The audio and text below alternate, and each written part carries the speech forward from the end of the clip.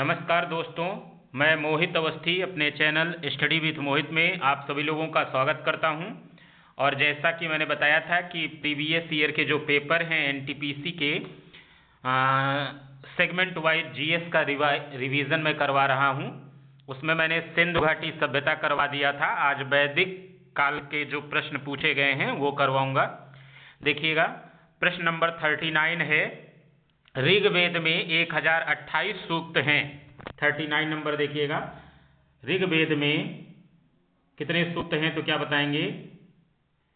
1028 सूक्त हैं, है ना, जिन्हें 10 पुस्तकों में वर्गीकृत किया गया है, जिन्हें नाम से जाना जाता। आपको पता है कि ऋग्वेद सबसे प्राचीन वेद है और इसमें टोटल मंडलों की संख्या कितनी है? 10। तो सही आंसर क्या हो जाएगा?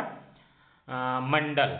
अगला है यजुर्वेद संबंधित है। किससे संबंधित है भैया? 4 वेद हैं, ऋग्वेद, सामवेद, यजुर्वेद और अथर्ववेद। तो जो यजुर्वेद है वो यज्ञ के अनुष्ठानों से संबंधित है और यजुर्वेद की भी 2 शाखाएं हैं वर्तमान समय में देखा जाए तो, एक कृष्ण यजुर्वेद और दूसरा क्या है? शुक्ल यजुर्वेद।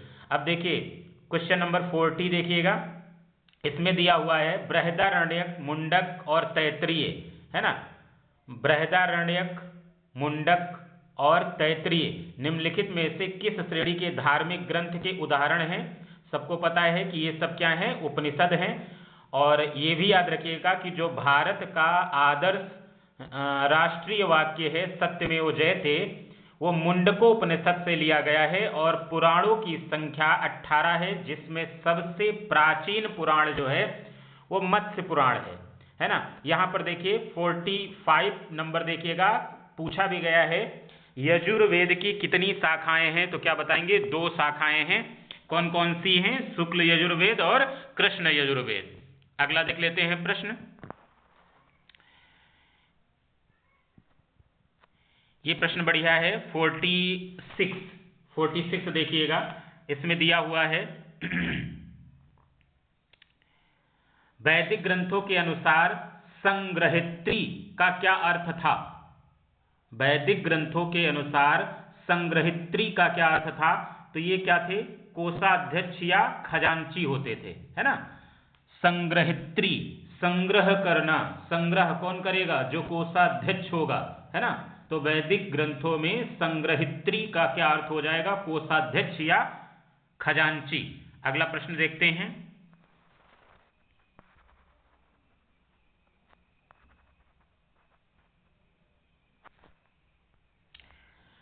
प्रश्न नंबर 47 देखिएगा, हिंदू धर्म पुरुषार्थ जीवन के लक्ष्य के माध्यम से जीवन में पूर्ण भागीदारी को प्रोत्साहित करता है, निम्न में से कौन एक पुरुषार्थ नहीं है?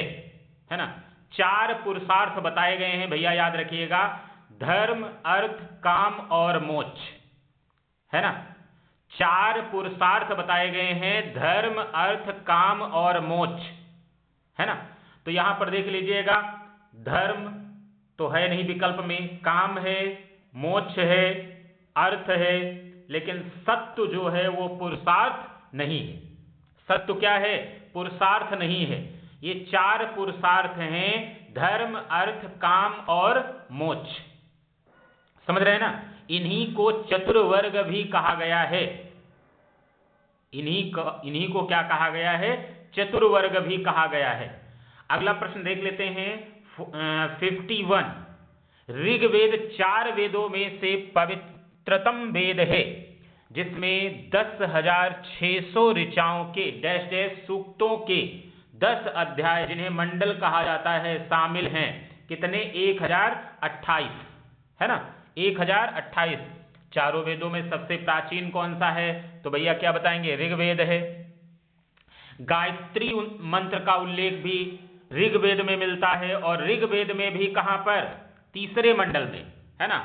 और 9वां मंडल जो है, जैसे ऋग्वेद में 10 मंडल हैं, 1028 क्या हैं? सूक्त हैं, है ना।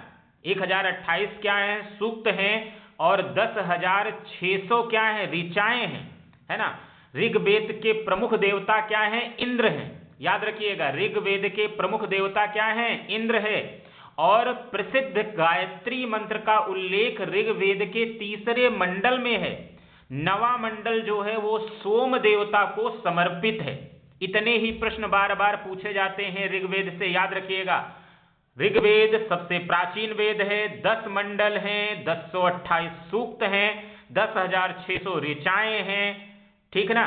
ऋग्वेद के प्रमुख देवता इंद्र हैं।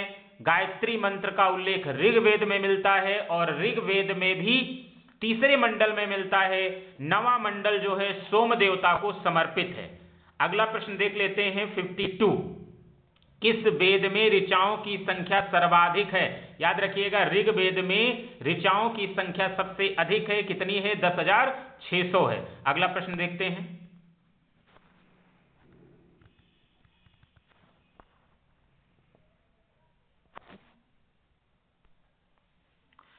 प्रश्न नंबर देखिएगा 48। निम्नलिखित में से कौन सा ग्रंथ वैदिक साहित्य का हिस्सा नहीं है?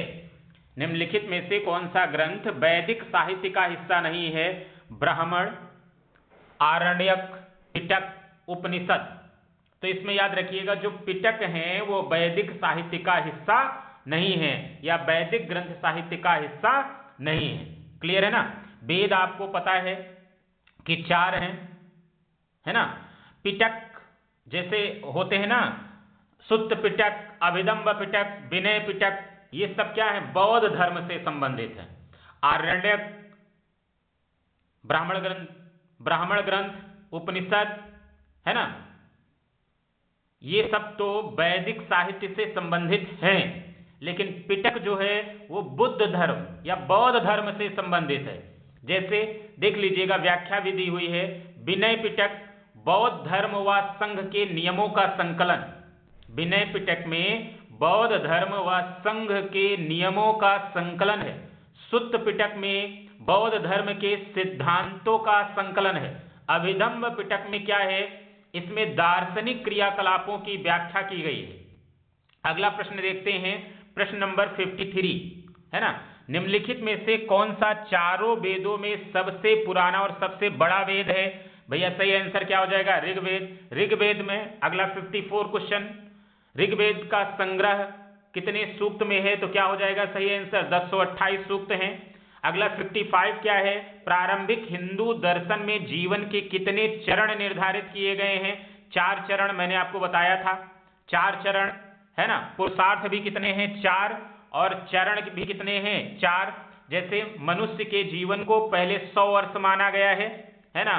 इसमें ब्रह्मचर्य होता है 0 से 25 वर्ष तक, फिर गृहस्थ होता है 50 वर्ष तक, फिर वानप्रस्थ होता है 75 वर्ष तक, फिर संन्यास माना जाता है 100 वर्ष तक। ऐसे पुरुषार्थ मैंने आपको बताया था, धर्म, अर्थ, काम और मोक्ष, ये क्या होते हैं? 4 पुरुषार्थ होते हैं। नेक्स्ट प्रश्न देखते हैं।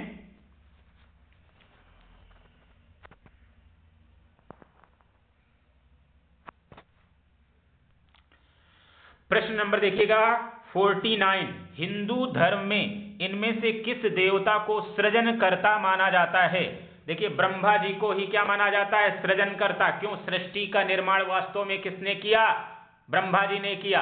आपको पहले से ही पता है, संहारकर्ता भगवान शंकर को माना जाता है, ब्रह्मा जी को सृजनकर्ता माना जाता है, और पालनहार कौन है? भगवान विष्णु हैं। अगला प्रश्न देख लेते हैं, प्रश्न नंबर 50। इतरे उपनिषद डैश डैश के इतरे आरण्यक की दूसरी पुस्तक के 4थे, 5वें और 6ठे अध्याय से संबंधित है और इसे सबसे पुराना उपनिषद माना जाता है। सही आंसर क्या हो जाएगा? ऋग्वेद। इतरे उपनिषद डैश डैश के इतरे आरण्यक की दूसरी पुस्तक के 4थे, 5वें और 6ठे अध्याय से संबंधित है और इसे सबसे पुराना उपनिषद माना जाता है। आंसर क्या हो जाएगा? ऋग्वेद। अगला प्रश्न देख लेते हैं, प्रश्न नंबर 56। चारों वेदों में से किस वेद को यज्ञ सूत्रों के वेद के रूप में जाना जाता है, जिसमें समान उद्देश्य के लिए इच्छित छंदों के साथ साथ विभिन्न संस्कारों के लिए अपनाए जाने वाले गद्य सूत्र भी शामिल हैं? भैया, जहां पर भी यज्ञ की बात आ जाएगी, जैसे ही यज्ञ की बात आएगी, आप क्या लगा देंगे, यजुर्वेद लगा देंगे। जैसे ही गायन की बात आएगी, संगीत की बात आएगी, आप क्या लगा देंगे, सामवेद। जैसे ही जादू टोना सांप वशीकरण की बात आएगी, आप क्या लगा देंगे, अथर्ववेद। इंद्र देवता की बात आ जाएगी, ऋग्वेद लगा देंगे, है ना। इंद्र देवता की बात आएगी, ऋग्वेद लगा देंगे। गायत्री मंत्र की बात आएगी, ऋग्वेद लगा देंगे। ये सारी चीजें याद रखिएगा। अगला प्रश्न देखते हैं।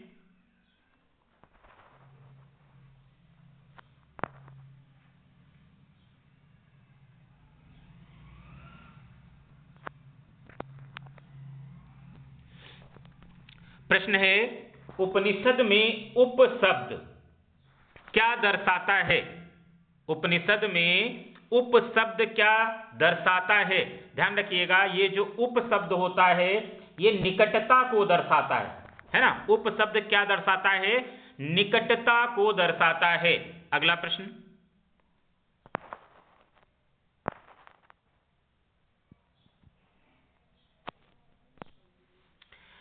प्रश्न नंबर देखिएगा 58 ऋग्वेद के स्रोतों को डैश डैश के रूप में भी जाना जाता है।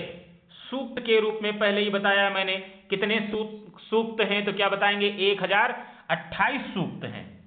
अगला देख लीजिएगा 59 निम्नलिखित में से किस वेद को गीत की पुस्तक, मंत्रों का वेद या गीत का योग भी कहा जाता है ना। सामवेद को। जहां गीत संगीत की बात आएगी तुरंत आप क्या लगा देंगे, सामवेद। बार बार मैं बता रहा हूं, गीत संगीत जो भी चीजें आए तुरंत क्या लगाएंगे, सामवेद लगाएंगे। अगला प्रश्न है 64 भारत का राष्ट्रीय आदर्श वाक्य सत्यमेव जयते, अभी बताया था मैंने, है ना। सत्यमेव जयते कहां से लिया गया है, मुंडकोपनिषद से, है ना। कहां से लिया गया है, सत्यमेव जयते मुंडकोपनिषद से लिया गया है। अगला देखिए प्रश्न 65 धनुर्वेद यजुर्वेद का उपवेद है, इसका संबंध निम्न में से किससे है ना। धनुर्वेद धनुर्वेद धनुष, धनुर्वेद क्या हो जाएगा, धनुष, है ना। और धनुष का उपयोग कहां करते हैं, युद्ध कौशल में करते हैं, तो सही आंसर क्या हो जाएगा, युद्ध कौशल से। धनुर्वेद याद रखिएगा भैया, धनुर्वेद मतलब धनुष, और धनुष का उपयोग कहां करते हैं, युद्ध में करते हैं, तो क्या हो जाएगा सही आंसर, युद्ध कौशल। अगला प्रश्न देखते हैं।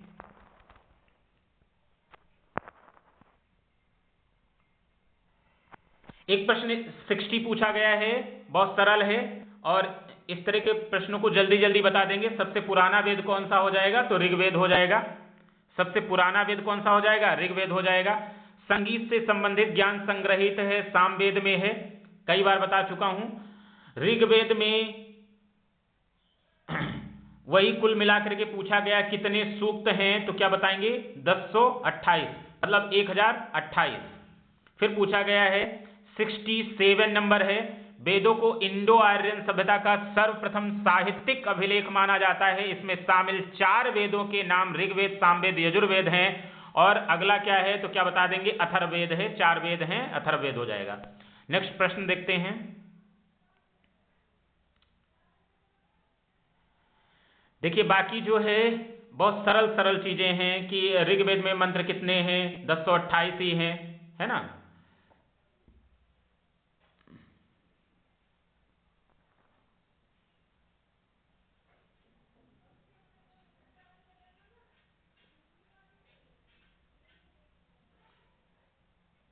मुंडकोपनिषद किससे संबंधित है, अथर्ववेद से, ठीक है ना।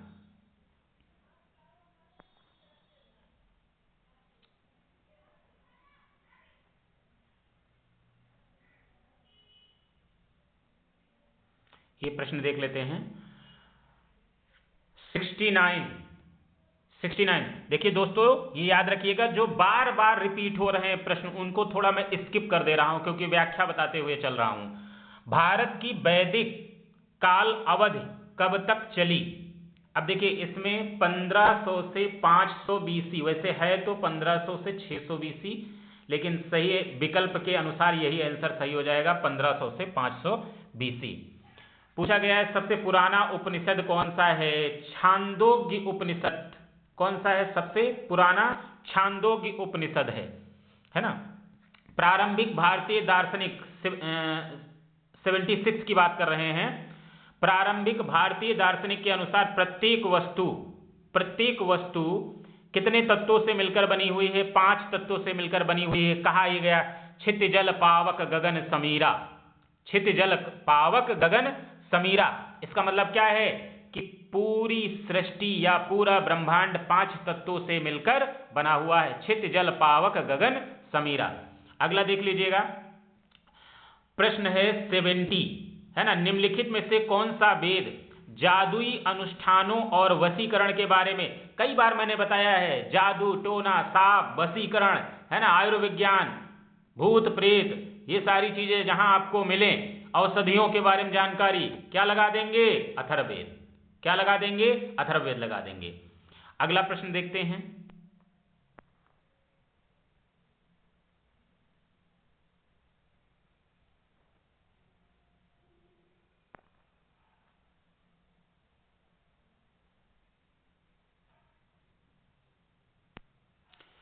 पूछा गया है 71, यजुर्वेद में यजुर का अर्थ, यजुर्वेद में यजुर का अर्थ क्या है?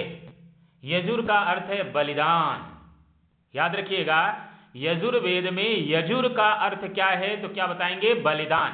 फिर है निम्न में से किस वेद में, 72 की बात कर रहे हैं, निम्न में से किस वेद में बीमारियों का उपचार दिया गया है ना। तो ये भैया अथर्ववेद में ही होगा, जहां औषधियों की बात की गई है, अंधविश्वास की बात की गई है, जादू की बात की गई है, टोना की बात की गई है, तंत्र मंत्र की बात की गई है ना, जीवाणुओं के बारे में बात की गई है। ये सब क्या है? अथर्ववेद में ही है ना। सच्चाई ये है कि वर्तमान समय में जो भी चीजें हैं वो हमारे वेदों से ही आई हैं।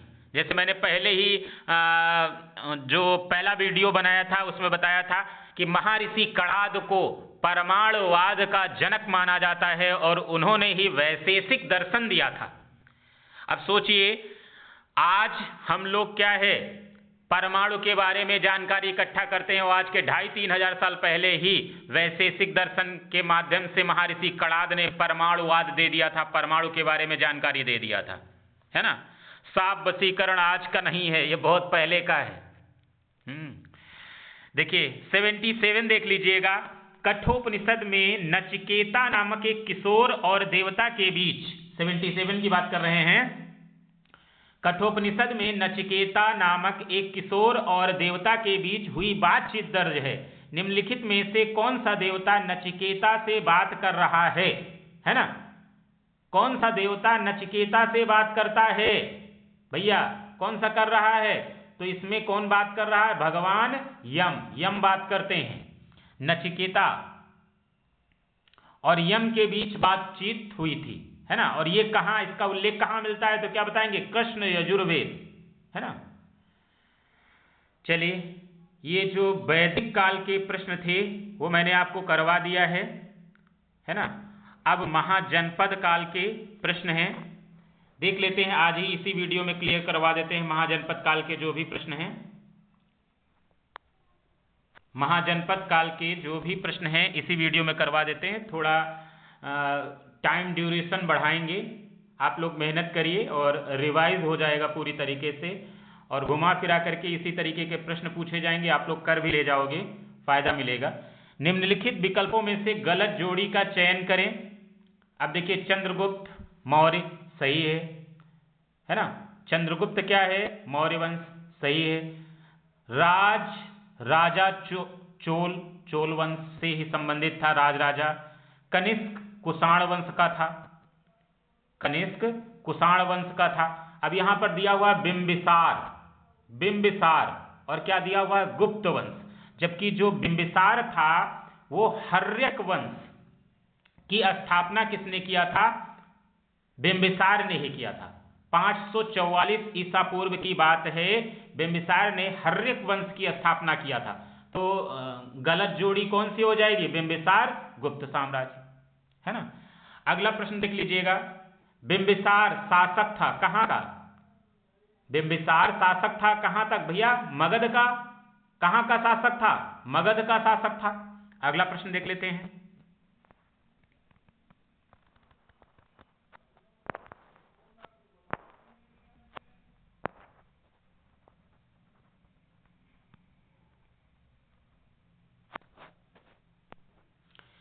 अगला प्रश्न है क्वेश्चन नंबर 80। क्वेश्चन नंबर 80, निम्नलिखित में से कौन सी मगध साम्राज्य की राजधानी थी? है ना, मगध साम्राज्य की राजधानी कौन सी थी?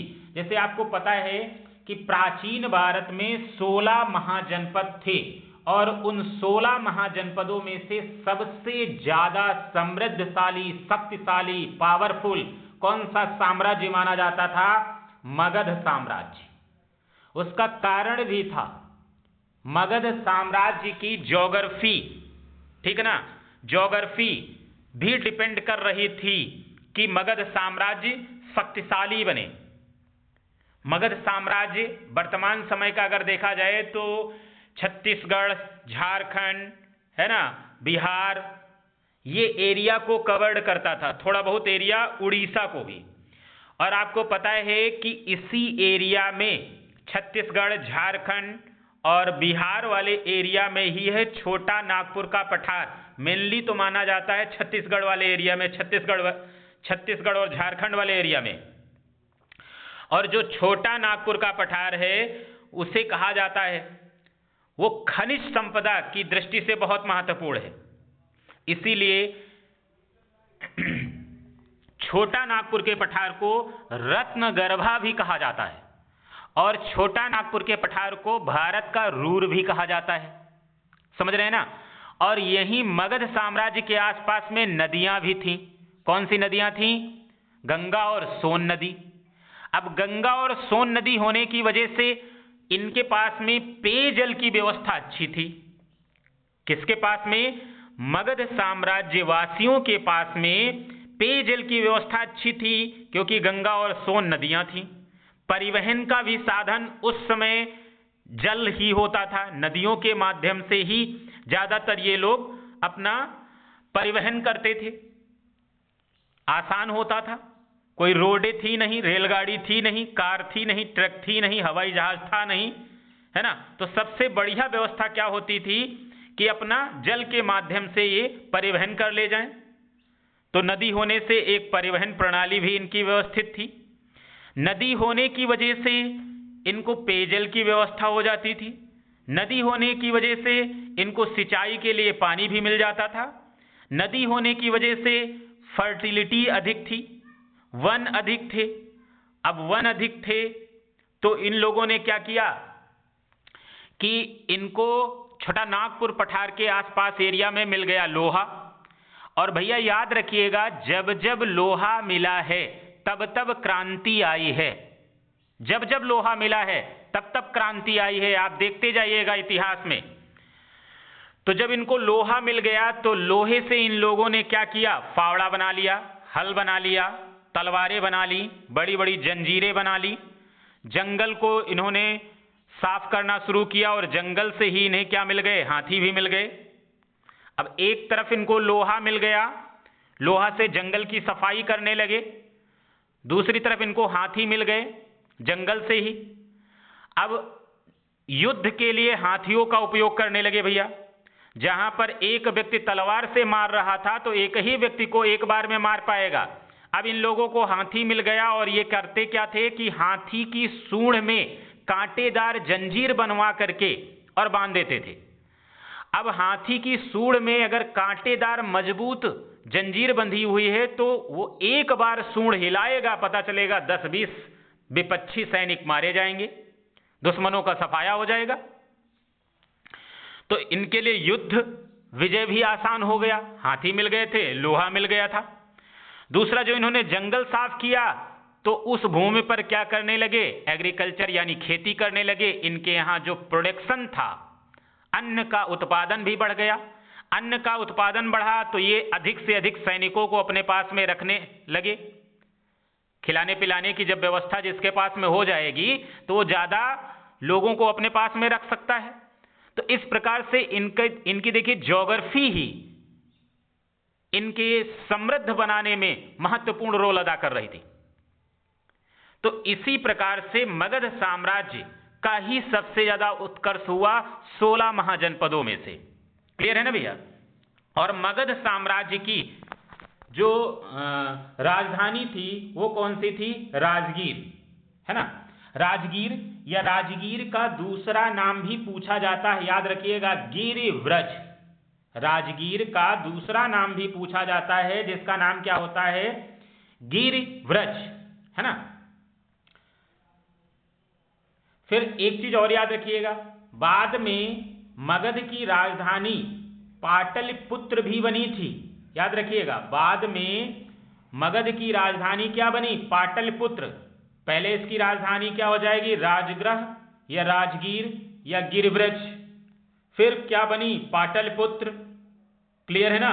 उसके बाद शिशुनाग के शासनकाल में फिर से, है ना, राजगीर गिरिव्रज के अतिरिक्त वैशाली नगर, तीनों याद रखिएगा, वैशाली नगर को भी दूसरी राजधानी बनाया गया जो बाद में उसकी प्रधान राजधानी बन गई। तो तीन नाम याद रखिएगा मगध साम्राज्य की राजधानी से। पहले नंबर पे क्या याद रखेंगे? राजगीर या गिरिव्रज या राजगृह। फिर क्या है? पाटलिपुत्र भी। और शिशुनाग के शासनकाल में राजगीर के अतिरिक्त वैशाली नगर को भी क्या है? दूसरी राजधानी बनाई गई और बाद में इसे क्या है? प्रधान राजधानी बना दिया गया।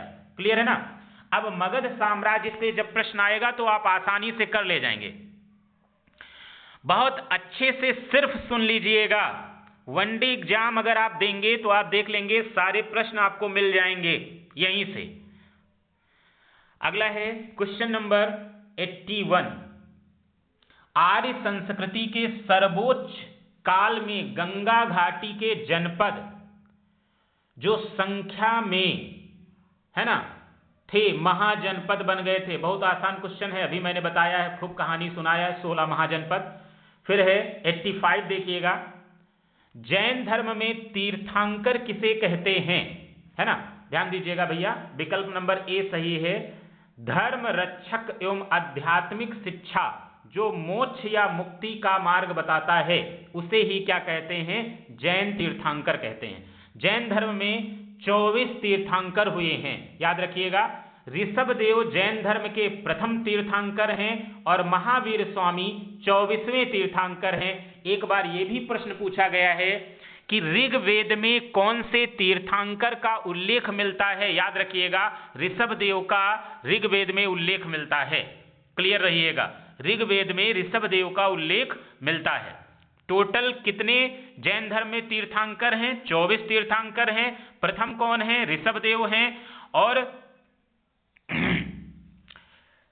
24वें कौन से हैं? महावीर स्वामी हैं। और तीर्थंकर किसे कहते हैं? जो धर्म का रक्षक हो, आध्यात्मिक शिक्षक हो, मोक्ष या मुक्ति का मार्ग बताता हो, उसे ही क्या कहते हैं? तीर्थंकर कहते हैं। अगला प्रश्न देख लीजिएगा 86। निम्न में से कौन सा स्थान जैन धर्म से संबंधित नहीं है? दिलवाड़ा, पार्श्वनाथ, श्रवणबेलगोला, कुशीनगर। निम्न में से कौन सा स्थान जैन धर्म से संबंधित नहीं है? दिलवाड़ा, पार्श्वनाथ, श्रवणबेलगोला, कुशीनगर। कुशीनगर जो है वो जैन धर्म से संबंधित नहीं है। कुशीनगर जो है वो बौद्ध धर्म से संबंधित है भैया, बहुत फेमस है कुशीनगर। कुशीनगर जो है बौद्ध धर्म से संबंधित है। बौद्ध धर्म के संस्थापक ही थे गौतम बुद्ध। इन्हीं का यहां पर कुशीनगर में महापरिनिर्वाण हुआ था। क्या हुआ था? महापरिनिर्वाण हुआ था। क्लियर रहिएगा। अगला प्रश्न,